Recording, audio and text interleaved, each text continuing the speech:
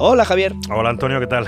Oye, ¿tú te consideras raro? Raro, si me considero raro.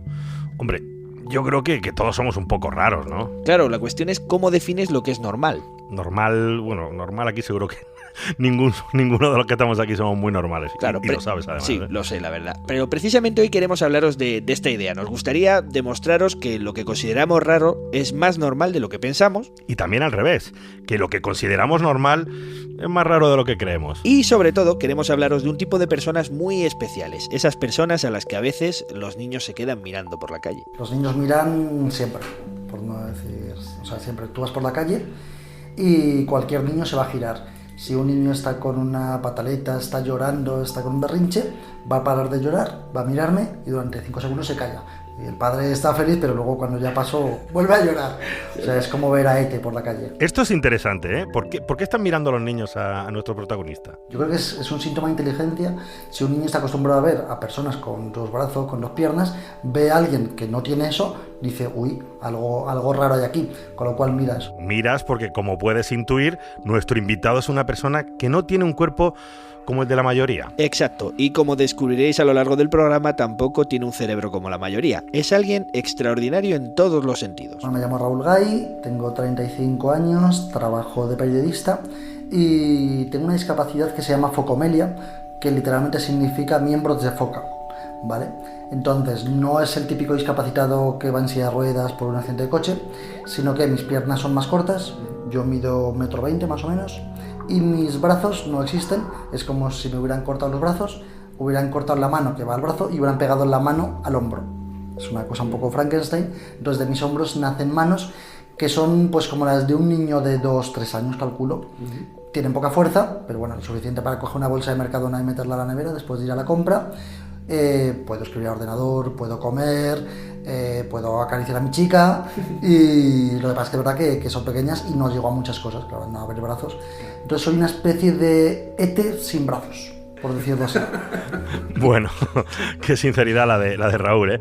Bueno, vamos a intentar que conozcáis un poco más su historia y sobre todo su capacidad para echarle humor a casi cualquier situación. Raúl tiene síndrome de Roberts, que es una enfermedad rara que le dificulta algunos aspectos de su vida diaria. Pero lo que no le impide es reírse de sí mismo y de los prejuicios de los demás también. Yo ya he tomado la decisión de no estar quieto en la calle, porque si yo quedo con un amigo, quedamos en la esquina de tal calle y el amigo llega tarde y me siento en mi silla, cojo el móvil, me pongo a mirar Twitter o a mandar un WhatsApp. Como el móvil lo tengo siempre en una cajita en la silla y la caja está abierta, parece que la caja estoy pidiendo que me den dinero y la gente me da dinero. Lo que pasa es que me dan 5 céntimos, pues dame 10 euros, ¿vale? Yo qué sé. Pero Sería más gracias si te dieran más poco. dinero, ¿no? Una vez hace muchos años un alemán me dio 2.000 pesetas y nos fuimos todos los amigos a tomar helados. No te lo digo. Bueno, la cantidad de malentendidos que provocan nuestros propios prejuicios y qué poco conocemos a la gente a veces. Precisamente en el programa de hoy explicaremos en qué consiste eso de ser raro y por qué personas como Raúl son tan excepcionales. Yo creo que, como yo en el mundo, yo no sé cuántos habrá, pero que puede haber 5, 10. O sea, con la enfermedad mía, pero con la capacidad de ser funcional, de tener un trabajo, de ser moderadamente independiente, no creo que haya muchos, porque yo he buscado, pero con la enfermedad de Roberts ya te digo que no he encontrado. Entonces, bueno, pues es uno entre 1.000.000, pues O sea, que sí que bien, eres raro, ¿no? eso es raro de narices, sí. Sí. Me gusta el planteamiento. Bueno, ¿empezamos? Empezamos, yo soy Antonio Raro Yo soy Javier Raro. y esto es... Catástrofe ultra rara.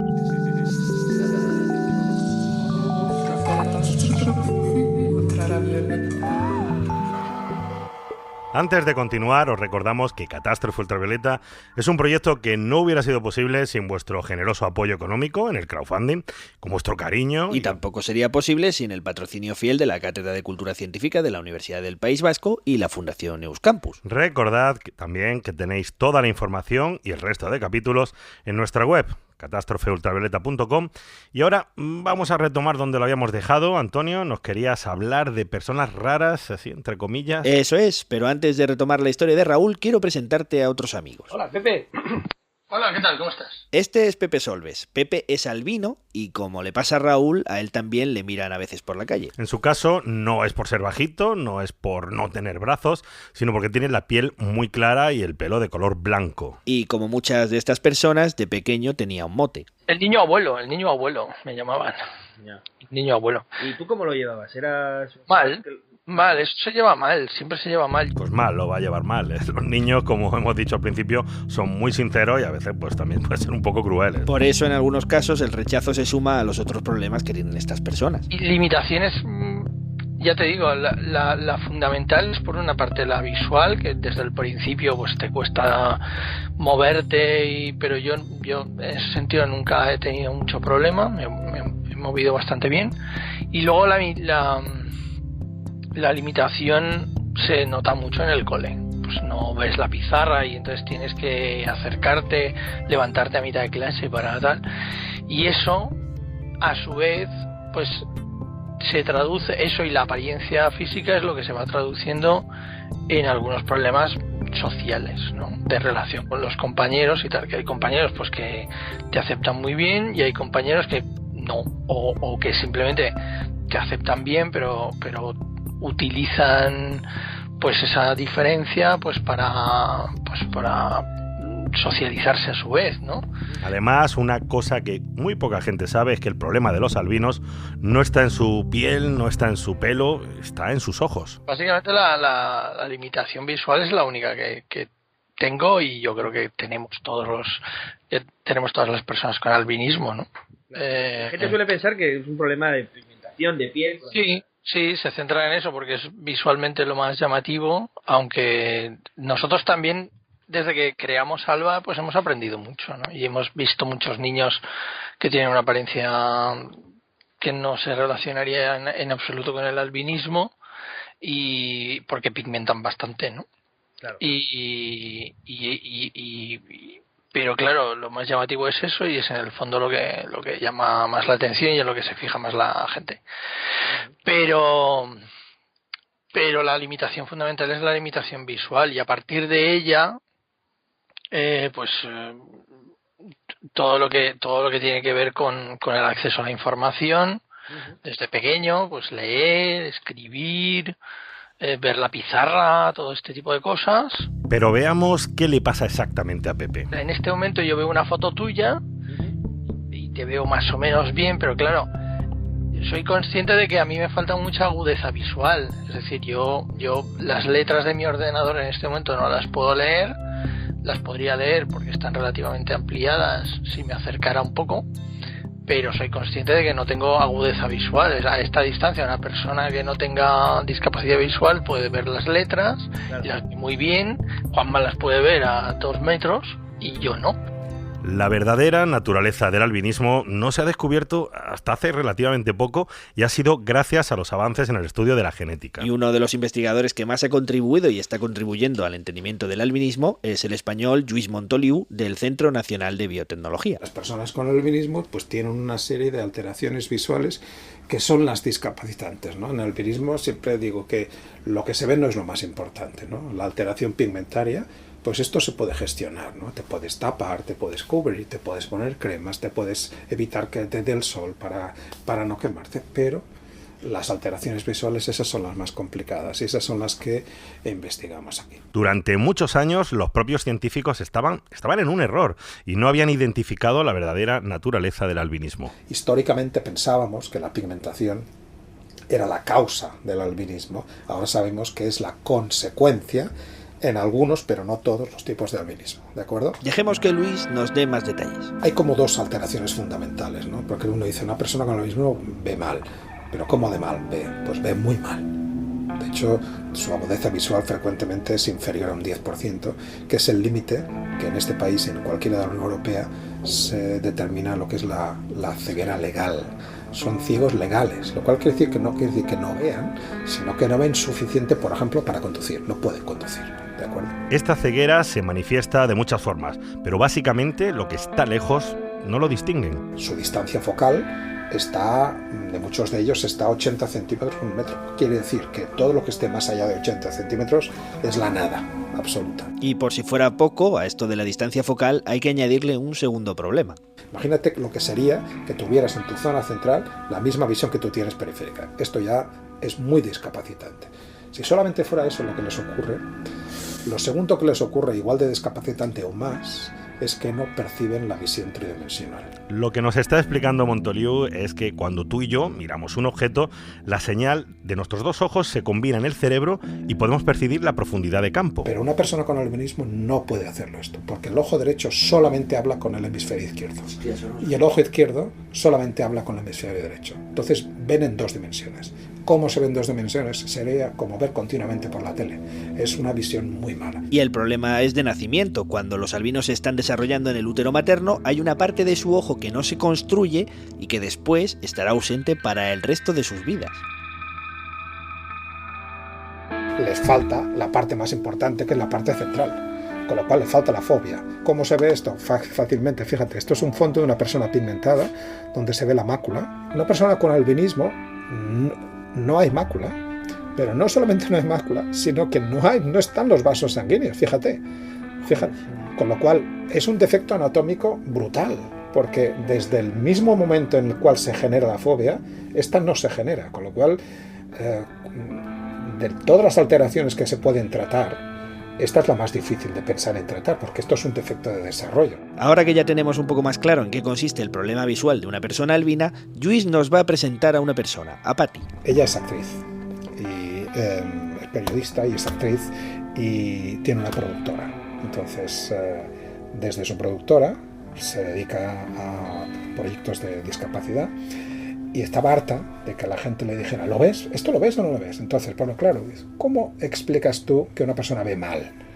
Pues es muy difícil explicarlo. Una persona ciega lo ve todo el mundo. Cierra los ojos y ya sabes lo que quiere decir ser ciego, ¿no? Pero una persona que ve mal, ¿cómo de mal se ve? Y para explicar lo mal que ella ve en su día a día, Patty hizo un corto. Es un corto que está rodado en visión subjetiva. Y la visión que tiene la cámara es la visión de Patty, ¿vale? O lo más cercano a la visión de Patty, ¿de acuerdo?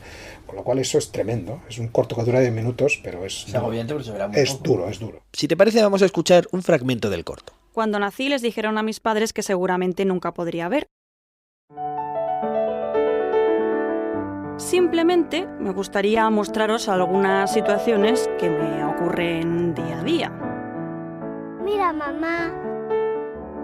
Esto es solo un pequeño avance, pero yo creo que lo que toca es que vayamos a conocer a Patty en persona, ¿te parece? Soy Patty Bonet, periodista, actriz y directora, y soy albina. Así de directo. Bueno, y ya que tenemos a Patty, pues a ver si nos puede explicar de qué va su documental. Pues el corto se titula Lo ves, porque básicamente es lo que me preguntan aún muchas veces mis amigos y familiares, de ¿ves esto? ¿No ves esto? Porque bueno, queríamos dar a entender y que el espectador un poco se pusiera en mi piel de cómo me enfrento a situaciones que una persona que no tiene ningún problema visual, pues son cosas normales, situaciones normales y cotidianas, pero para nosotros, debido a nuestro grado de deficiencia visual, pues puede suponer un reto. Pues por ejemplo, entrar a una cafetería que he quedado con mis amigas, está lleno de gente, ya están dentro, no sé dónde están, no las sé distinguir, no las puedo distinguir, entonces claro, a lo mejor ellas me tienen que ayudar en el aspecto de que alguna se levante y me diga, estamos aquí, Patty, claro. Y entonces ya reconozco la voz y puedo ir donde están. Como anécdota os puedo contar que el día que quedé con Patty en una cafetería de Madrid, yo tuve que estar atento para saludarle yo a ella, porque si no estás muy cerca, pues no te reconoce. Esto me imagino que le ha dado muchos problemas en su vida. Claro. Si a lo mejor yo antes a la persona en el mismo día la he visto, sé cómo va vestida y encima la identifico por su forma de andar, si me la cruzo por la calle igual sí que la puedo identificar, pero si es una persona que hace mucho tiempo que no veo, no sé ese día cómo va vestida, muchas veces me pasa que a lo mejor acabo de conocer a alguien, dentro de un tiempo me lo encuentro por la calle, pasa a mi lado, yo no me doy cuenta y no le saludo. Y luego ya cuando hemos tenido más amistad me dices que yo al principio creía que eras bipolar, porque claro, pasabas por mi lado y hay días que eras súper simpática y luego ahí no me saludabas. Y claro, eso era realmente es que no te veía. Claro. Entonces la gente que ya lo sabe, pues igual, Patty, buenos días, o Patty tal, y entonces ya con la voz lo identifico, digo, hasta luego. Y o sea, que no eres borde, ¿no? No, intento no serlo. No, lo siento, es que no te vi. Bueno, una cosa que está clara es que nuestros invitados de hoy se lo toman todo con humor, ¿eh? Sí, fíjate, por ejemplo, que Patty me decía que no podía ver bien los contrastes de colores y que hace poco se ha dado cuenta de por qué su perro reacciona como reacciona. Y ahora, por ejemplo, me doy cuenta de por qué piso tanto a mi perro en mi casa. Mi perro es marrón oscuro, tengo parqué marrón oscuro y muchas veces hago ¡ay! Y claro, el perro ya me mira como diciendo, estoy acostumbrado. Y dije, claro, los contrastes no lo distingo. Y ahí fue cuando... Tenías que haberte comprado un perro amarillo. Claro. Ostras, qué bueno. Vamos a ver, estos pequeños inconvenientes, hoy en día Patty, pues bueno, lleva una vida normal como periodista, como actriz, como directora de documentales, pero también ha vivido algunas situaciones duras en su infancia. Claro, mucha gente a mi madre cuando era pequeña le decía, qué salvaje es usted, que le tinta a su hija hasta las cejas y las pestañas de blanco. Claro, había muchísimo desconocimiento. ¿Eso le decía? Sí. Muchísimo desconocimiento. Yo, claro, en el colegio también pues sufrí la típica marginación. Claro. Yo no tengo unos recuerdos bonitos de la época de colegio. Como en los casos anteriores, los niños se cebaban con los diferentes y en este caso hasta extremos bastante crueles. Lo típico que cuando te ibas de excursión, para mí era un suplicio, porque era juntarte con a lo mejor otros niños de otros colegios, a lo mejor los de tu clase no se metían contigo, pero si ibas a gente nueva, sí. Entonces, copito de nieve. Me acuerdo que una vez fuimos a un colegio a ver una exposición de ese colegio, en el patio nos juntaron con todos los niños y me tiraron piedras, porque era diferente. Joder. Y me acuerdo que fue la profesora y le dije, me están tirando piedras, y su respuesta fue, pues nada, prepárate que en la vida te vendrán cosas peores. ¿Eso te dijo? Y yo, gracias. Sí. ¿Te sirvió de enseñanza? Sí, mira, se me quedó. Madre mía, qué profesora, un saludo para esa profesora tan maja, Y una pedrada también para la profesora. Bueno, la verdad es que algunos niños se comportaban como bestias salvajes, pero mira, espérate que las aventuras de la pequeña Patty aún no han terminado. Luego otra vez, pues claro, yo como no veo bien, cuando nos llevaban a un cine, yo para verlo bien me tenían que poner cerca en la pantalla, cerca de la pantalla, entonces me separaban de todos mis compañeros del colegio y a lo mejor estaba sentada con otro colegio porque estaba más delante. Claro. Y una vez mi colegio se me quedó ahí olvidada, me quedé olvidada en un cine. Todos volvieron al colegio menos yo. Que imagínate mi abuela, la pobre, que es la que venía a recogerme, mi nieta, ¿dónde está? ¿Y tú allí sentada? Yo creo que ahí empezó mi amor por el cine. Que dije, aquí me quiero quedar ya para siempre, ¿no? Aquí me han dejado, pues aquí me quedo. ¿Qué edad tenías? Pues tenía 8 años. Sí, claro, la cosa es decir, ¿dónde están mis compañeros? Encima no ver bien, claro. Gente desconocida y tenía nada. Mucho miedo, me imagino. Yo me quedé en la puertecica del cine esperando a que alguien viniera por mí y entonces ya vinieron, una profesora volvió a por mí y ya me recogió, pero sí. Ahora nos reímos, pero para un crío estas situaciones deben ser difíciles y bastante duras. Pues incluso hoy en día, si uno piensa que estas cosas parecen ya bastante aceptadas y creo que son bien conocidas, bueno, pues resulta que Patty se sigue encontrando con situaciones surrealistas, ¿eh? ¿Y hoy cuando vas a algún sitio sientes todavía miradas de curiosidad o de extrañeza, este tipo de cosas? Pues en Valencia aún bastante, pero aquí en Madrid la verdad es que creo que la gente está más concienciada. Ayer, mira, me pasó del metro, salí del vagón de metro y entraba un señor y el señor me dijo, ¡hala, eres Albina! Y yo le dije, sí, lo soy, y me fui, ¿sabes? Porque digo, ¿qué voy a hacer? Qué espontaneidad, ¿no? Sí, pero prefiero a lo mejor eso que a lo mejor que a veces aún es en plan de, ¡hala, qué fuerte! Tienes las pestañas blancas, que ya te sientes un poco incómodo. Pero si ya me dicen, ¡ostras, eres albina! Sí. Pero volviendo a lo que nos ocupa, que es la enfermedad rara, una vez más estamos hablando de un problema de origen genético. Y lo más difícil muchas veces es el diagnóstico, conocer exactamente qué le sucede a ese niño que tiene características diferentes a los demás, como la piel clara o la falta de vista. En mi familia fue que mi padre tenía el gen, mi madre tuvo el gen y claro. Se juntaron y venga, tengo una hermana mayor 2 años que ya no es albina, ella es rubia, pero no es albina, y yo pues sí que salí, entonces claro, fue una sorpresa. También al principio, pues en aquella época a mis padres les costó que les dijeran que era albina, algunos dijeron que iba a ser ciega toda mi vida, otros que así, que rubia, otros que tal, hasta que encontraron un oftalmólogo que les dijo es albina y no es ciega, o sea, va a ver, no va a ver bien, pero va a ver. Y eso ya le supuso un poco un balón de oxígeno. Y con todo esto, una persona como Patty, bueno, ¿se siente rara? Rara es un término que no me disgusta, pero más que rara diría diferente. Yo soy consciente de que mi físico es diferente y que llama la atención y aún hoy en día pues llama la atención. Sí que es verdad que se conoce más el albinismo, se desconoce por ejemplo de la deficiencia visual, pero ya a lo mejor cuando me ves saben la gente que soy albina. Pero yo reconozco que soy diferente, entonces aún entiendo cuando a lo mejor hay un niño y se me queda mirando porque no es algo habitual. Sí que es verdad que está ya en la educación de cada uno, de los padres, hacerles ver que lo diferente no es malo, que es bueno y que lo mejor es que se conozca lo diferente para hacerlo, para normalizarlo. Claro. Y justo le hicimos esta misma pregunta a Pepe, ¿se siente raro? Yo digo muchas veces que desde que existe Alba yo soy albino, antes no lo era, ¿no? Antes yo era una persona con albinismo, pero no lo tenía asumido. Me parecía malo, era patológico, y intentaba ocultárselo a los demás y a mí mismo. No no de una manera, digamos, ¿cómo decirte?, explícita, en el sentido de que yo nunca me he tintado el pelo, yo nunca me he ocultado en ese sentido, ¿no? Pero yo no iba de persona con albinismo por la vida. Pero desde que existe Alba sí que voy de persona con albinismo por la vida. O sea, considero que es mejor para mí y para los demás, ¿no? Ser consciente, asumirlo y asumir lo bueno y lo malo que tiene ser raro. Y sí me considero una persona rara, afortunadamente. Quiero decir que lo raro también te ayuda mucho a considerar, a asumir y a comportarte más adecuadamente con las rarezas de los demás, ¿no? En el caso de Pepe, considerarse y asumir que uno es raro, pues es una ventaja, aunque con un matiz muy claro, ¿eh? Y sí me considero una persona rara, pero no me considero una persona enferma. Y ahí es un poco donde está el matiz, ¿no? Y podríamos discutir sobre el término patología. Así que en general podemos ser optimistas y recordar que lo mejor es tomarse estas cosas con naturalidad de un lado y de otro, sin miedo a preguntar o a decir lo que te pasa. Nadie se sorprende de que tengas problemas visuales. Yo creo que hay que ir con la máxima naturalidad por la vida y es mejor para todos. Yo creo que la gente es muy acogedora en realidad y que si tú no vas de eso por la vida, pues todo es más difícil, porque es como que, entonces no me lo quieres decir porque te da vergüenza, yo tampoco te diré nada, y entonces hay como una ficción, ¿no? Que para no molestarte, para que no te sientas mal, y entonces al final, coño, pues ni tú lees ni el otro está a gusto, ¿no? Hay que ser más natural. Estás escuchando Catástrofe Ultravioleta. Me encanta Catástrofe Ultravioleta. ¿Y a ti? Seguimos en Catástrofe Ultravioleta y seguimos hablando de enfermedades raras. Y ahora que ya hemos visto la parte más personal, vamos a ver la parte más científica del asunto. ¿Qué es una enfermedad rara y qué la provoca?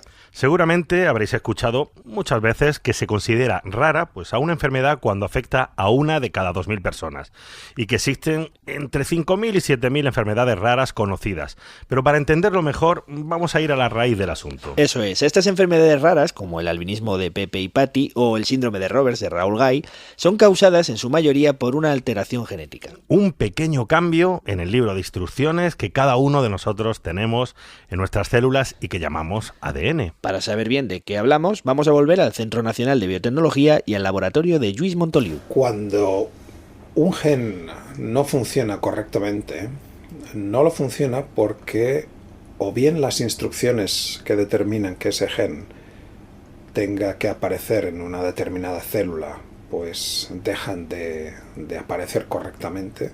Por ejemplo, un gen que debería funcionar en una célula de pulmón. Ese gen deja de aparecer en las células de pulmón y eso pues produce unas consecuencias, una enfermedad. Esto es uno de los posibles problemas.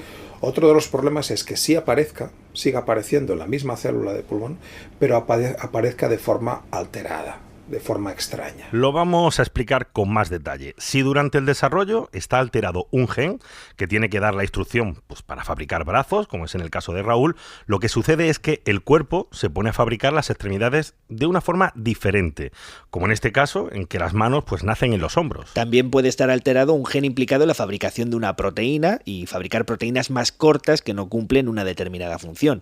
Hay miles de enfermedades raras que consisten solo en uno de esos cambios en el que el metabolismo de la persona no genera determinadas defensas o no metaboliza un metal como el cobre, por ejemplo, y si no se toman medidas se producen daños. Incluso en un tipo de enfermedad concreta, como es el albinismo, existen varias maneras de llegar a resultados parecidos con alteraciones en genes diferentes. Parece que todas las personas con albinismo son iguales, pues no es así. Hay como 20 genes, 20 de estos 25.000 genes, cuando dejan de funcionar dan lugar a algún tipo distinto de albinismo. Uno de estos tipos se llama albinismo oculocutáneo de tipo 1. Oculocutáneo de tipo 1, en las siglas OK1 o CA1. Está asociado a mutaciones en un gen que se llama tirosinasa. Este es un gen relativamente grande.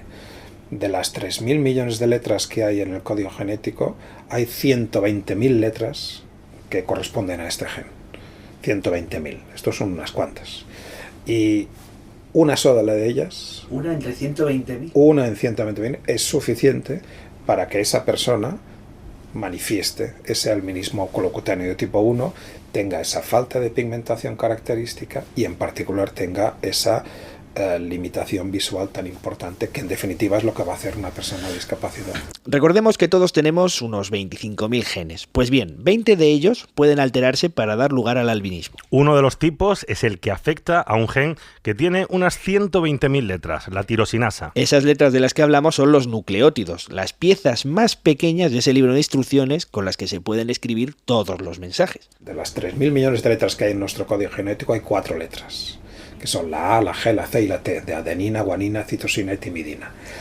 En grupos de 3 son las que están asociadas a cada una de estas unidades, a cada uno de estos aminoácidos.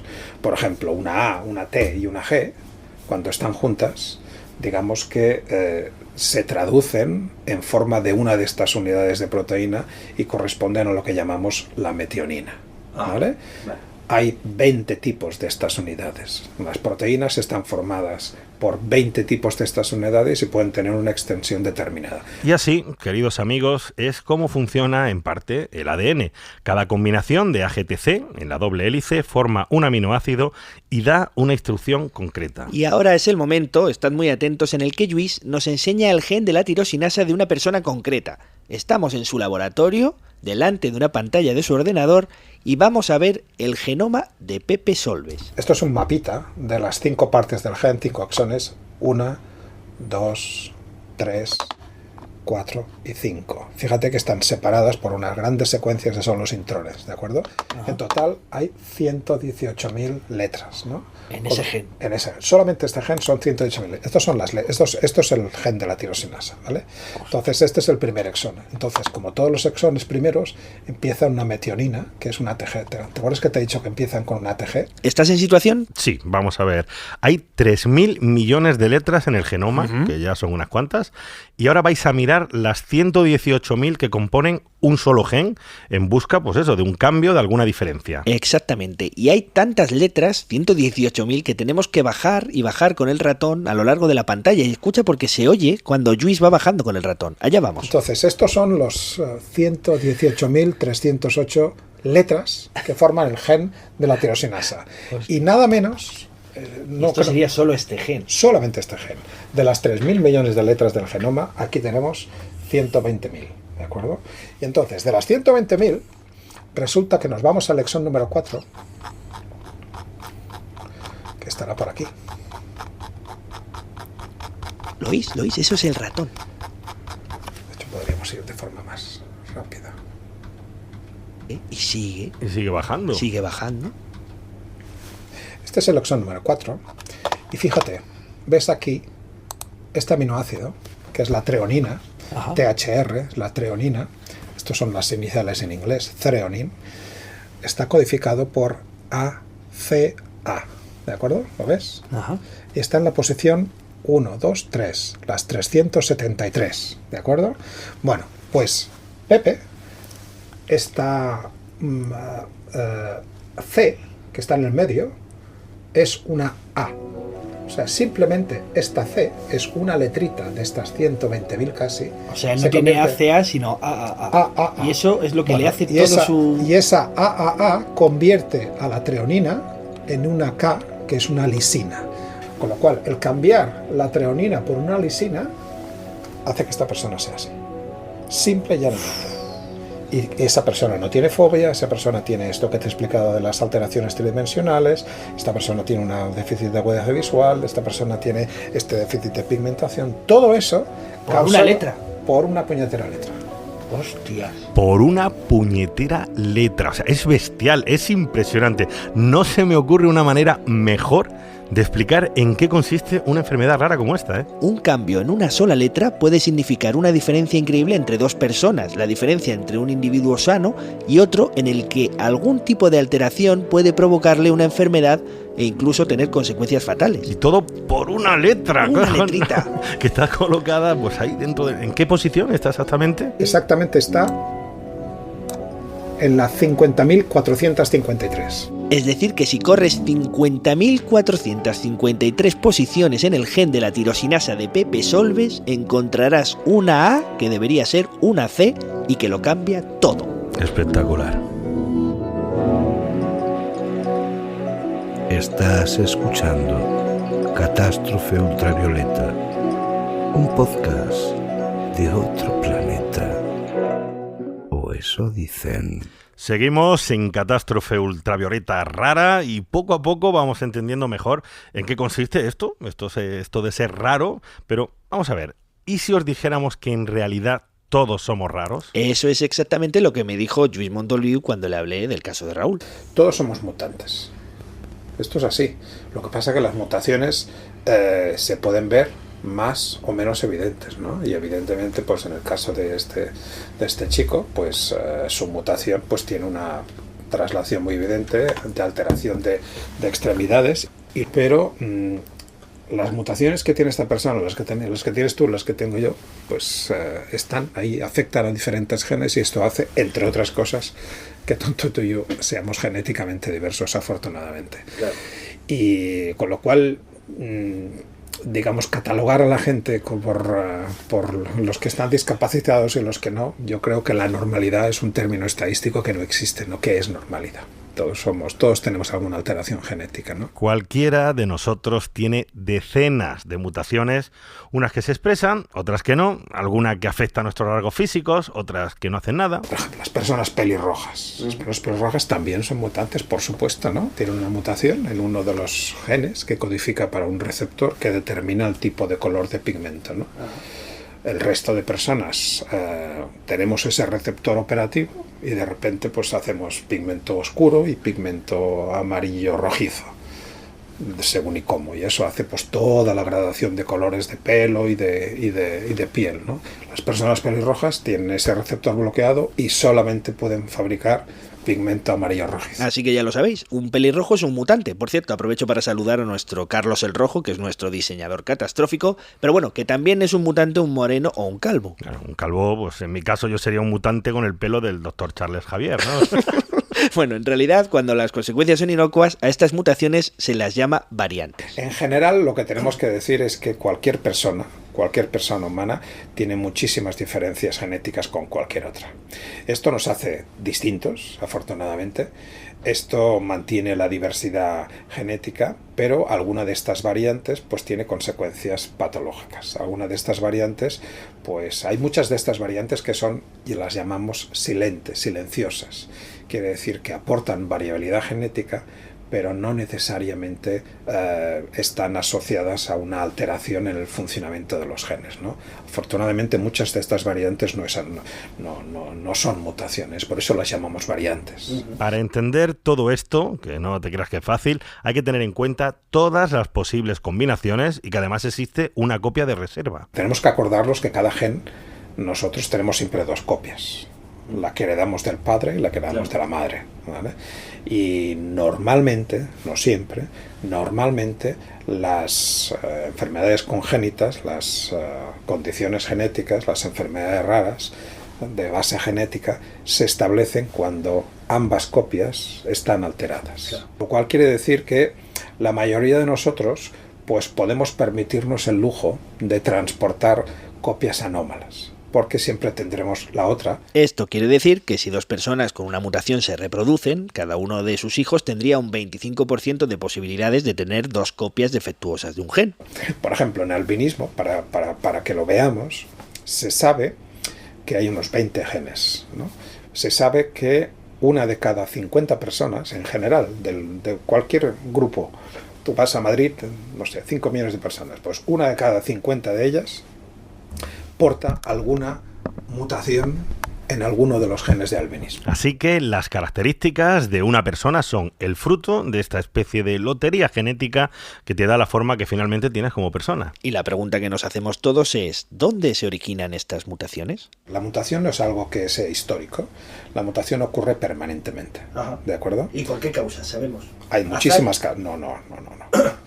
por ejemplo, tampoco hay que acudir a defectos externos para buscar una mutación. Todas nuestras células se tienen que dividir y al dividirse tienen que duplicar ese material genético. Y en el fenómeno de la duplicación, pues a veces el propio sistema comete errores, se equivoca. Claro. La mayor parte de las veces esas sistemas de autorreparación. Sí, digo, la mayor parte de las veces se repara, pero a veces ese sistema de reparación no funciona correctamente y se nos cuela un gazapo. Y ese gazapo, si no es reparado, ya queda ahí por sécula seculorum. Y de repente hemos creado una mutación donde no la había. Esto está ocurriendo permanentemente. Así es como funciona la evolución, con este juego de combinaciones que en miles de generaciones y tras selección natural va dando forma a una especie. Eso es, y aunque a algunos les suene un poco a ciencia ficción, ese motor de cambio viene a veces del espacio. No solamente a nivel interno, sino a nivel externo, ¿no? Por ejemplo, todos estamos sometidos a radiación cósmica, radiación de muchos tipos, ¿no? No necesariamente porque nos estemos irradiando con un aparato de rayos X constantemente, que también, sino porque simplemente estamos en un universo que estamos sometidos a radiación. Y esto afecta, en algunos casos afecta a algunas células, o porque consumimos o porque respiramos algún tipo de producto que acaba alterando nuestro material genético. Esto significa realmente que la radiación cósmica ha sido determinante en la historia de la vida. Tanto que ha podido ser el motor de muchos cambios que luego han sido adaptaciones. Es lo que te iba a decir, que afortunadamente existe la deriva genética porque esto va aportando variabilidad al sistema. Y esa variabilidad del sistema, frecuentemente pensamos que las mutaciones son todas negativas, ¿no? Pero no necesariamente esas mutaciones pueden ser negativas, ¿no? Unas mutaciones de repente pueden ganar una función nueva que no teníamos, ¿no? Y de repente un gen que no aparecía en las células del hígado, de repente, evolutivamente, resulta que empieza a aparecer en el hígado y eso le da al hígado una capacidad de detoxificar frente a un veneno, frente a un tóxico que no tenía, ¿no? Y en ocasiones estas mutaciones en individuos concretos pues han servido para que los médicos encuentren una estrategia para combatir una enfermedad. No es como buscar a los X-Men, pero se le parece. Todos somos mutantes, como tú. Pero dime algo, ¿qué es un mutante?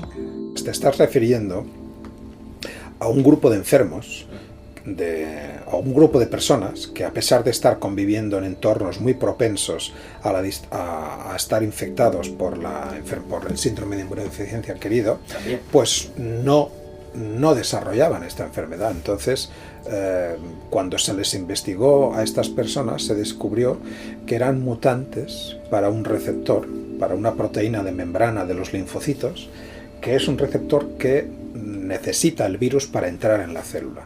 Cuando esta puerta estaba cerrada, el virus no entraba en la célula, con lo cual digamos que estas personas podían tranquilamente estar expuestas al virus, que no iban a ser infectadas. Esto dio pie a descubrir la presencia de esta puerta, que no conocíamos, y esto ha dado pie a que ahora, pues con las nuevas técnicas de terapia génica, técnicas de edición genética, pues se hayan en marcha varios ensayos clínicos que están, digamos que lo que pretenden es inactivar esa puerta para prevenir la infección. Copiar la estrategia que seguía la mutación. Efectivamente, una cosa que ya ha aparecido en la naturaleza, reproducirla, pero ahora con una finalidad terapéutica, ¿no?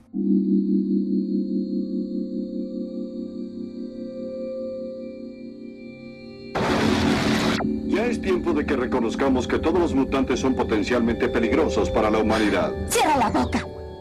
Como estáis viendo, podíamos estar charlando con Lluís durante horas porque es un tema apasionante. No nos da tiempo a profundizar en el programa de hoy, pero otra de sus grandes especialidades son las herramientas CRISPR. Esas herramientas son un mecanismo que está revolucionando la edición genética porque nos permite cortar y pegar trozos del genoma. Las tijeras genéticas que se llaman. Vamos a añadir solamente un pequeño detalle para que os hagáis una idea de lo que se puede hacer con estas herramientas. Y además podemos hacer una cosa más, que con las estrategias CRISPR, ahora que es una cosa que nos tiene absolutamente prendados, podemos hacer los ratones avatar. Los ratones avatar se empezaron a crear en la investigación contra el cáncer. Estudias el tumor de un paciente, lo copias genéticamente y creas un ratón con ese mismo tumor. O sea, un ratón con ese mismo tumor, de tal manera que puedes probar tratamientos en ese ratón en vez del paciente. Le vas dando medicinas, le vas probando cosas a ver cuál va mejor. Eso es, y Lluís ha creado un ratón muy especial. Nosotros ahora con las CRISPR pasamos de hacer modelos animales genéricos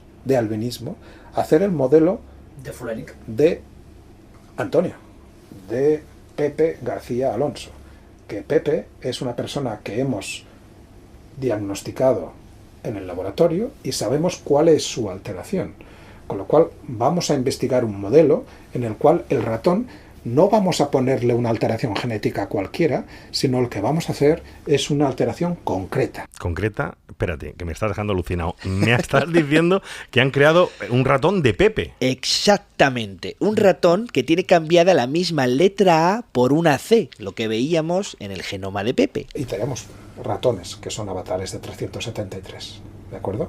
Tenemos ratones que tienen la mutación en esa misma posición, ¿de acuerdo? Ese es uno del ratón Pepe que vive aquí. Exactamente, es un ratón que es el avatar de Pepe, y ese ratón es el que nosotros, que reproduce el albinismo que tiene Pepe. Pero espérate, párate ahí un momento. Estamos hablando de Pepe, el mismo Pepe que has estado hablando antes. ¿Qué te parece? Me parece flipante. Pero una cosa, Pepe, nuestro Pepe ya lo sabía que tenía un ratón. Pues no lo sabía, no lo sabía. O sea, me he enterado con todo esto de tu entrevista y con todo. Yo no sabía que tenía un avatar, que en fin ya he tomado nota y ya conocerlo. Bueno, aparte de la sorpresa de Pepe, lo importante es que estamos ante el comienzo de una nueva era en el posible tratamiento de las enfermedades raras. Porque el objetivo no es solo usar CRISPR para hacer ratones y probar tratamientos, sino ya llegamos a conseguir modificar esa mutación en humanos. El avatar de Pepe nos sirve para confirmar que esto es así y el avatar de Pepe servirá para otros tipos de estrategias, pero el avatar de Pepe es extraordinario para hacer una estrategia terapéutica de CRISPR, porque el avatar de Pepe yo puedo diseñar una herramienta que lo que me haga CRISPR, que lo que me haga es donde aquí hay una A, me vuelva a poner la C. Y fíjate que no estoy pidiéndole al sistema que haga nada extraordinario, solamente quiero que me cambie una letra. Y eso, a nivel de CRISPR, a nivel molecular, es muy fácil de hacer.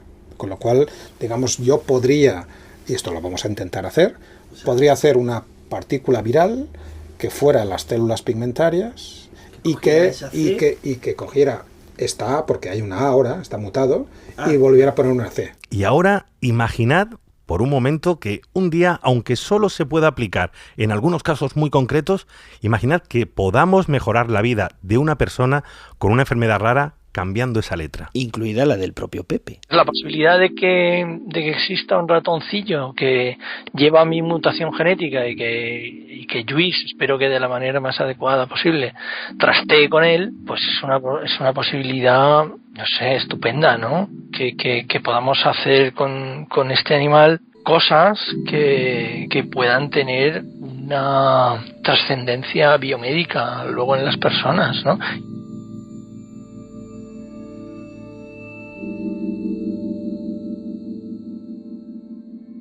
Estás escuchando Catástrofe Ultravioleta. Seguimos en Catástrofe Ultravioleta y continuamos hablando de enfermedades y tipos raros. Os hemos hablado de ratones y de personas mutantes, de técnicas de edición genética, de nuevos tratamientos, pero si os acordáis teníamos un asunto pendiente, ¿verdad? Sí, tenemos que conocer un poco mejor la vida de nuestro amigo Raúl, al que presentábamos al principio. Antes de nada, veamos cómo se define él. Soy Raúl Gay y me considero un retrón. ¿Un ratón? ¿Un retrón? ¿Un retrón? ¿Qué es eso? ¿De dónde sale esta palabra? Hay un debate bastante duro, bastante beligerante, diría yo, sobre el lenguaje en la discapacidad. Ha habido una evolución desde los tullidos, tontos, cojos, inválidos, ha habido toda una evolución y a mí me gusta salirme de ese camino y utilizar una palabra que en realidad es un neologismo, por así decirlo, que se lo inventaron mis amigos como una forma humorística de hablar de los discapacitados que había en el colegio, porque yo iba a un colegio donde había gente con y sin discapacidad. Pues para hablar del resto de discapacitados utilizaban la palabra retrón, que era un tono un poco humorístico, que no significa absolutamente nada. De hecho, Raúl creó hace unos años, junto a Pablo Echenique, el de Podemos, un blog llamado De Retrones y Hombres, y acaba de sacar un libro con la editorial Nextdoor, en el que cuenta sus experiencias y que se titula justo así, Retrón, querer es poder a veces. Raúl utiliza esta palabra, retrón, para destacar la hipocresía que existe a la hora de hablar de los discapacitados, a quienes se les va llamando de diferentes maneras por pura corrección política. A mí en general pocas palabras me parecen rechazables. En el tema de discapacidad, ya digo, ha habido una evolución, pero si lo analizas bien, no es negativo. O sea, muchas veces se describe la realidad. ¿Qué ocurre? Que hay realidades que son feas. Vale, esto es así, hay realidades que no molan. Si no tienes brazos, eso no mola, no es divertido. Si yo lo llamo de otra forma, ¿va a ser mejor? No, va a ser igual. Entonces es una forma de lavar la cara de la realidad. Para Raúl, algunas de esas palabras, como dependiente, llegan a perder el sentido. Claro, un dependiente me recuerda al del Corte Inglés, es así. Y además a un señor con su traje, con su corbata, que te va a enseñar dónde están las camisas o el traje de turno. Y un diversidad funcional es súper loco. Diversidad funcional es muy loco.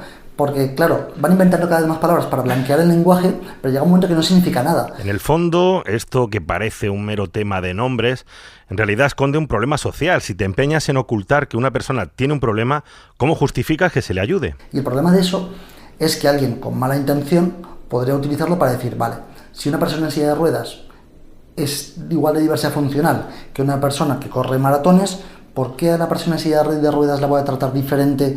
¿Le voy a dar subvenciones? ¿Voy a fomentar que tenga un empleo de calidad? Bueno, no, si son iguales, adiós todas las políticas sociales. Pero aparte de los nombres, volvamos a lo que nos trae aquí. Recordad que el propio Raúl se definía a sí mismo como una especie de ET sin brazos. Y como él es así, también dice que cuando le dijeron que tenía el síndrome de Roberts, pues se acordó del pirata Roberts, ¿no? Este tío. Pero ¿en qué consiste este síndrome realmente? El síndrome de Roberts es una enfermedad rara que pues están diagnosticados como 100 personas en el mundo, y los síntomas son muy similares a los de la talidomida, es decir, focomelia, extremidades retorcidas, digamos que las piernas salen retorcidas, brazos o no hay brazos, o solo hay manos, o hay medio brazo, y hay una cosa muy particular que me chocó, y es que es simétrico. Es decir, si tu brazo izquierdo no existe, el derecho tampoco. Si en tu mano izquierda hay una mano corta, en la derecha también. Y eso está bien porque además, como la belleza suele ser simétrica, nos fijamos en eso, pues así he podido ligar, porque si tuviera un brazo largo y el otro corto, hubiera tenido más problemas para ligar, seguramente.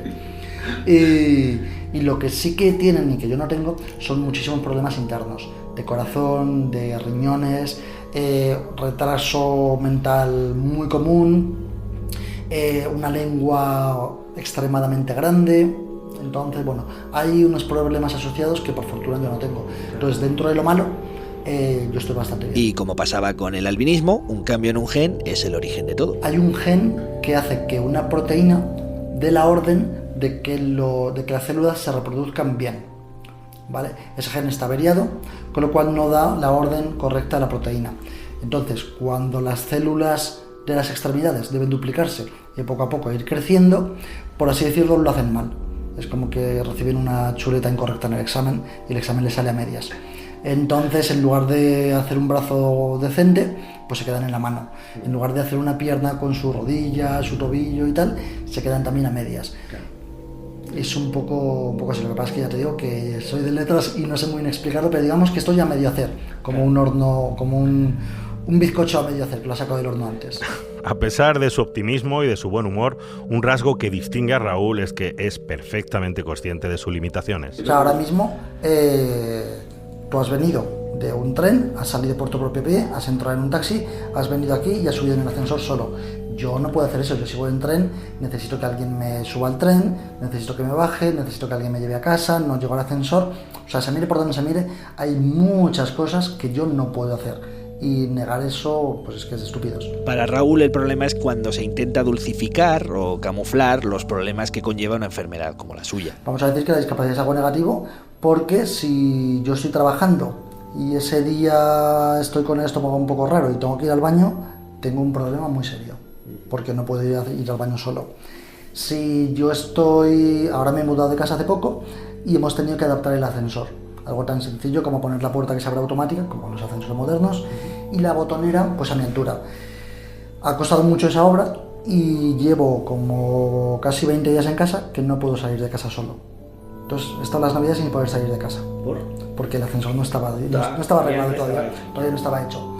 Entonces claro, eso es negativo. Lo del ascensor, bueno, puede ser un problema puntual, pero lo que marca realmente la vida de estas personas es lo que se encuentran día a día. Fíjate en un pequeño detalle. Raúl, por ejemplo, lleva en su silla 2 palos que recuerdan a las baquetas que se usan para tocar la batería, y la gente cuando las ve le pregunta constantemente. Todos los días, pero es que hace poco igual, yo no sé quién me ve y me dice, que toques la batería. Y yo, vamos a ver, tú me estás viendo, no tengo brazos, tengo unas manos que salen de los hombros, tiene muy poca fuerza, de verdad me ves tocando la batería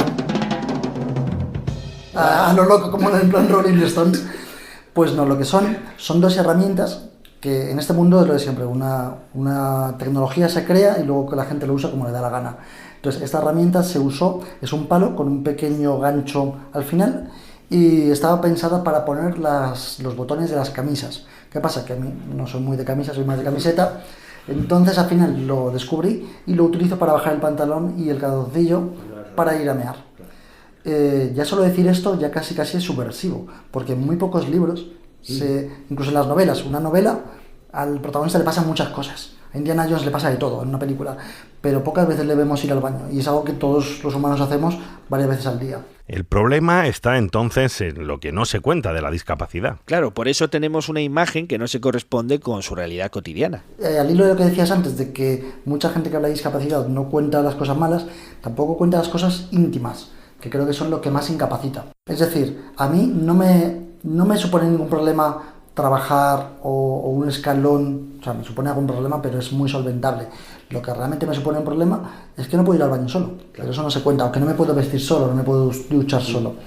Y esas son las cosas que la gente que escribe sobre discapacidad las omite, y creo que hay un poco de trampa en ese sentido. Pero también se puede producir el problema contrario, el hablar de los discapacitados como superhéroes, que tampoco es el caso. Hasta hace muy poquito, los discapacitados eran seres miserables, pobrecitos, encerrados en casas, enfermos, solitarios.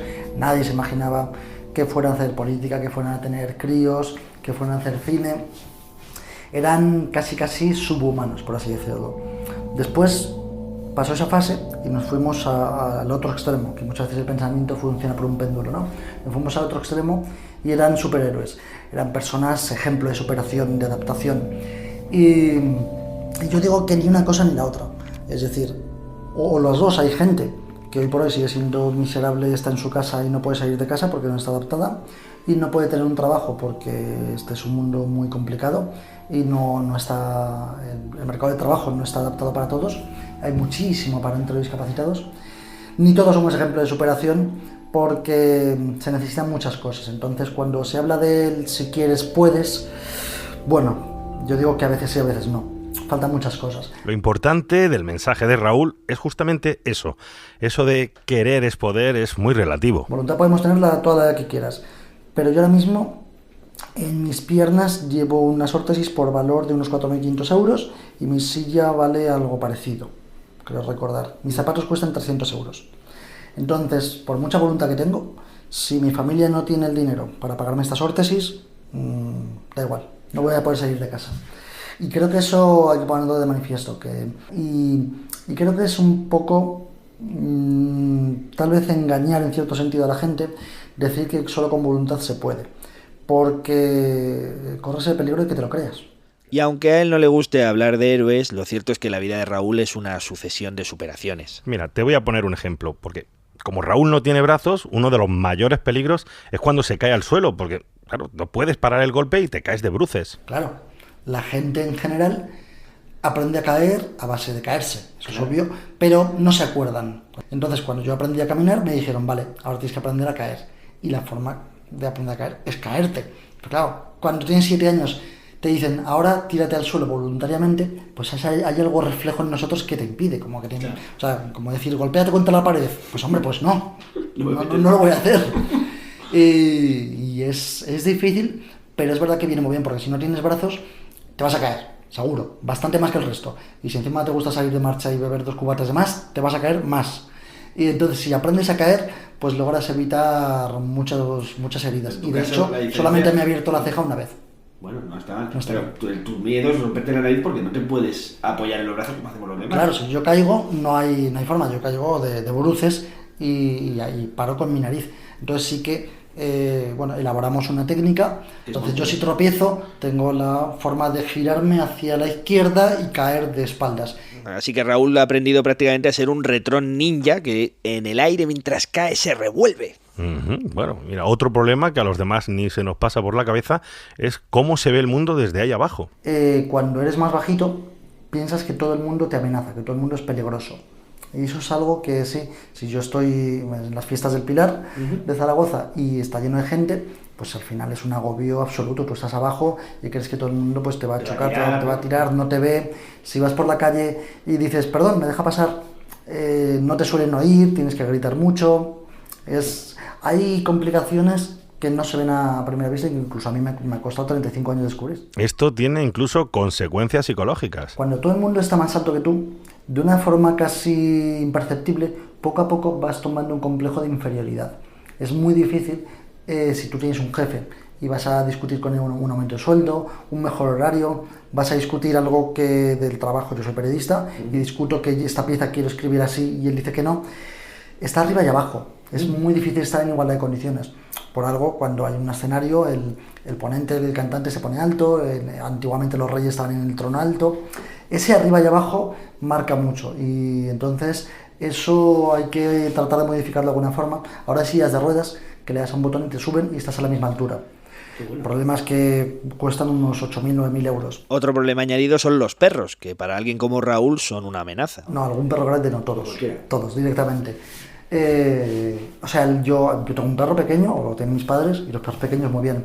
Pero claro, cuando ya es un pastor alemán, cuando es un tamaño mediano, que si se ponen de pie son bastante más altos que yo, pues claro, y que de un bocado se me come la mano y tenemos un problema serio, sí que me dan miedo. Y los perros en cierto sentido son como los niños, también te notan raro. Entonces yo hace muchos años me hizo un dibujo un amigo mío que dibujaba, que iba yo con la silla de ruedas en quinta haciendo un caballito como corriendo como un loco, y varios perros detrás persiguiéndome y ladrando. Y es que es así, yo vivía en un parque y había muchos perros y pasaba mucho miedo, porque según el tamaño pues pueden ser un rival bastante difícil de batir. Pero oye, no todo en la vida de Raúl son desventaja, ¿verdad? Sí, cuando se lanza al agua, por ejemplo, es más ágil que la mayoría de nosotros, hasta el punto de que él se define a sí mismo como una boya humana. Yo floto bastante, siempre digo en plan de coña que yo en el Titanic hubiera sobrevivido, porque lo único que tengo que hacer para estar en el agua es respirar. Yo estoy sentado, como estamos ahora en la entrevista, y si respiro con regularidad, no me hundo. Eso, claro, eso lo descubrimos pues de una forma un poco salvaje, por así decirlo. Mis padres me llevaron a la piscina. ¿Qué edad tenías? Pues yo calculo que tendría 4 años, o una cosa así, 4 o 5 años, yo creo. Y dijo el monitor, pues bueno, la mejor forma de ver si flota es lanzarlo al agua. Pues cogió y me lanzó tal cual, vestido, a ver qué pasaba. Claro, mis padres pues obviamente se asustaron, no sé ni cómo lo mataron, no lo mataron él mismo, y por lo visto sí que floté. Entonces, bueno, sí que me gusta nadar, se me da bien, me gusta bucear, aguanto bastante debajo del agua. ¿Y te desenvuelves muy bien? Me desenvuelvo muy bien. Una vez que estoy en el agua, el problema es llegar al agua, porque yo no puedo caminar sin órtesis, entonces llegar al agua no llego, pero una vez que alguien me mete al agua, yo estoy ahí de maravilla, me encanta. Podemos decir que el retrón es una especie acuática. Efectivamente, sí, en mi caso sí, totalmente. Bueno, aparte de las risas, la vida de Raúl y lo que cuenta en su libro ha tenido momentos muy duros. Su infancia fue una sucesión de operaciones para intentar corregirle las piernas que le llevaron una y otra vez al hospital. Sí, las piernas nacieron torcidas, como si estuvieran dobladas hacia adentro. El talón me rozaba los testículos, era un poco la forma visual de explicarlo. Hostia. Pero no había forma de enderezarlas, estaban así. Entonces, para ir poniéndolas rectas, lo que hay que hacer es operar una vez y otra y otra y otra. Porque claro, de pequeño los huesos van creciendo y cuando crecen, por mucho que en la operación los dejes rectos, cuando crecen con la forma natural que tienen, que en mi caso es nacer torcidos. Entonces, era como yo digo, como Sísifo, ¿no? Que el ser mitológico que subía una piedra, una roca, una montaña y volvía a caer una y otra vez, pues aquí era igual.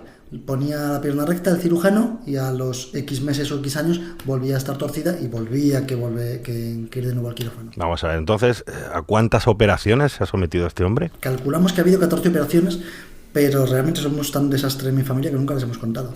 Entonces, más o menos son por ahí, más de 10 seguro. Y lo peor es que ya de mayor las piernas volvieron a dar problemas. Cuando ya tienes 30 años, una vida formada, un trabajo estable, una rutina, que de repente te digan, bueno, vamos a hacer una pausa en tu vida y vas a estar año y medio sin caminar, hay una brecha ahí, un crack importante.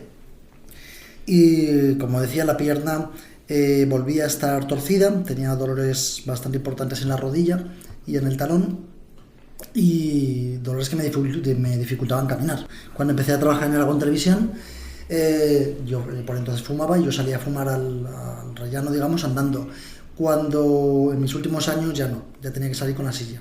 El hueso se estaba torciendo, con lo cual, como yo llevo una prótesis que me cubre toda la pierna, una órtesis, mejor dicho, que cubre toda la pierna, la rodilla, el hueso de la rodilla, rozaba en el plástico. Entonces es como caminar y todo el día el plástico, ñiqui en la rodilla. Claro, al cabo del día acabas bastante cansado y hay que hacer algo, porque eso es inviable, porque a mejor no va a ir, si no hacemos algo. Con esta situación, Raúl decidió acudir al mejor, al doctor Pedro Cavadas, conocido cirujano por sus trasplantes. Sí, porque entonces se llegaba a barajar la posibilidad de someterse a un trasplante de piernas. Bueno, buscamos al cirujano Pedro Cavadas de Valencia, que es una eminencia en lo suyo, y yo cuando fui le dije que quería amputar, porque llevaba ya muchos años con las piernas así, se pone recta, se dobla, se pone recta, se dobla, y ya estaba cansado. Y es verdad que hay mucha más tecnología para amputados que para gente como yo, por una cuestión muy básica, y es que hay mucho más amputados que gente como yo. Claro. Entonces es lógico. ¿Y entonces qué hicieron? ¿Accedió Cavadas a amputarle las piernas? Pero bueno, él me dijo que lo veía una opción, pero la opción, el plan A, por así decirlo, era hacerlo de siempre. Lo de siempre con alguna variación, y era que esta vez la rodilla la íbamos a eliminar directamente. Si hasta ahora la manteníamos, ahora hacíamos una artrodesis, que básicamente consiste en que yo tengo una pata de palo, por así decirlo, como el pirata, que es un palo. Está el fémur y luego ya, sin solución de continuidad, continúa con el resto de huesos. No hay rodilla, no hay... ¿La derecha o la izquierda? Las dos. Entonces yo no tengo ahora mismo ningún tipo de articulación. Al final el asunto se complicó y Raúl vivió su particular descenso a los infiernos. Claro, esto es como cuando vas a hacer una obra en tu casa que dices, esto en 2 semanas está hecho, y te plantas con la cocina 6 meses. Lo mismo, esto iba a ser una baja de 3 meses y me planté en año y medio. Año y medio de baja para una persona como yo, muy activa, con vida social, con trabajo, con inquietudes, se volvió muy duro, sobre todo por no estar en casa, por las expectativas frustradas. Entonces, claro, yo buscaba algo que al final no se cumplió. Buscaba un periodo corto de baja, que fue mucho más largo, y buscaba caminar sin órtesis. Pensamos que una vez que estuviera la pierna recta, mis huesos iban a ser lo suficientemente fuertes para caminar sin órtesis, y eso al final vimos que no. Entonces tuvimos que volver a lo de siempre. Después de 1 año y medio, sus piernas volvían a estar como al principio, y Raúl decía adiós a todas sus esperanzas. Había que empezar de cero. Claro, una vez que ya asumimos que esto no se podía, año y medio después, una depresión después, muchos kilos más tarde, porque si estás en casa sin hacer nada, lo que haces es comer. Me dediqué a comer galletas de Ikea como si no hubiera un mañana. Pues hay que volver a caminar, porque claro, los huesos están atrofiados, los músculos, estás débil, y ese volver a caminar yo era como las muñecas de Famosa, una lentitud exasperante. Y cuesta ponerse otra vez en forma, cuesta perder todos esos kilos que había ganado y volver a la vida real, ¿no? Después de ese paréntesis bastante duro, vuelves a la vida real, al trabajo, al día a día, y ya creo que por fortuna espero no volver a pasar nunca más por quirófano. Ya veis que Raúl ha sido capaz de reponerse de las peores circunstancias y hoy ha rehecho su vida valiéndose sobre todo del humor. Todas estas historias están magníficamente contadas en su libro Retrón, publicado por la editorial Nextdoor, en la que descubres que la vida está llena de altibajos y que Raúl es un tipo excepcional. Claro, que al final si no te ríes de ti mismo, ¿de qué te vas a reír, no? Es lo principal. Y yo creo que se puede hacer humor de todo. Ya lo dice, tragedia más tiempo es igual a humor. En mi caso el tiempo lo acorto bastante, pero sí creo que hay que saber reírse de todo y aprovechar lo que cada uno tiene para hacer humor. Si yo no tengo brazo, pues me río de eso. Es muy probable que cuando escucháis hablar de discapacidad o leéis algún libro sobre el tema, pues no os encontréis con una persona que os cuenta sus problemas para ir al baño o que se considere a sí mismo como una boya humana, un retrón ninja, ¿no? Lejos de los mensajes motivacionales y de autoayuda, lo que intenta Raúl con su libro, y nosotros con este programa dedicado a los raros, es enviar un mensaje realista. Lo de querer es poder no siempre funciona y hay personas que necesitan mucha ayuda de los demás. Hay muchos factores que no dependen de ti. Y luego está el que depende de ti. Pero mira que casi diría que es el menos importante. La gente dice, no, a ti te dan cartas malas, pero si sabes jugarlas, no, tío. Es que si estás en el póker y tienes todo 2 y un 3, es que el que tengas carrera te va a ganar siempre. Por mucha sonrisa y por mucha voluntad que le pongas. Y yo sé que es un mensaje un poco pesimista y un poco a contracorriente de lo que hay ahora. Pero creo que es mejor ser realista. Y que, como digo, que si quieres puedes, pero hay cosas que no. Hay cosas que por mucho que quieras no vas a poder. Y una vez que lo aceptas, ya puedes seguirlo. Pero si no, te vas a estar dando cabezazos contra un muro todos los días. Qué bueno. Muchas gracias, Raúl. Un placer. Y hasta aquí llegó nuestro programa raro de Catástrofe Ultravioleta. Ojalá haya servido para que conozcáis mejor qué es eso de una enfermedad rara y de por qué todos somos de alguna manera como ellos, un poco mutantes. Queremos agradecer una vez más vuestra infinita generosidad que ha permitido que esta segunda temporada de Catástrofe Ultravioleta sea posible. Agradecemos también el apoyo que desde siempre pues nos están prestando la Cátedra de Cultura Científica de la Universidad del País Vasco y de la Fundación Euskampus. Os recordamos que podéis escuchar el resto de capítulos de este podcast en nuestra web catastrofeultravioleta.com. En la edición, en la creación de músicas, en los ambientes excepcionales, estuvo nuestro catastrófico Javi Álvarez. El profesor Javier es nuestro líder. Muy bien. Y en los micrófonos estuvimos Antonio Martínez Ron. Yo, que soy Javier Peláez. Y recordad, todos somos raros y maravillosos. ¡Hasta la próxima!